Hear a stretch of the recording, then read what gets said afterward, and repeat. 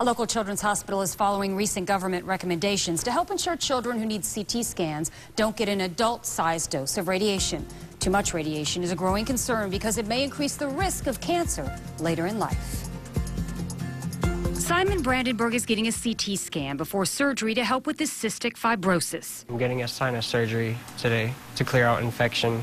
Since cystic fibrosis is a chronic disease, he's had many CT scans in his life. Recently, the FDA took steps to ensure that patients like Simon, who need CT and other X-ray tests, don't get adult-sized doses of radiation by, among other things, proposing guidelines for scanners that are safe for kids.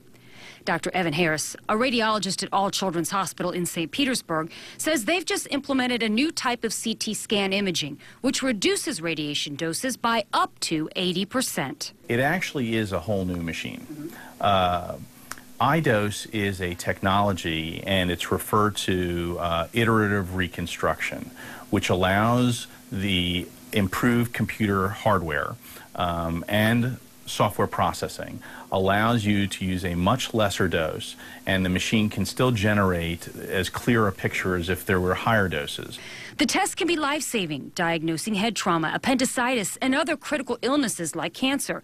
But Harris says research also shows that sometimes the scans are unnecessary, and the radiation exposure does come with a few risks. Once we've decided that we're not going to give a dose that's going to cause a burn, which is a defined number and recognized by the FDA, the second is much more cloudy, which is what is the long-term effect on my child in terms of risk of cancer and mutation.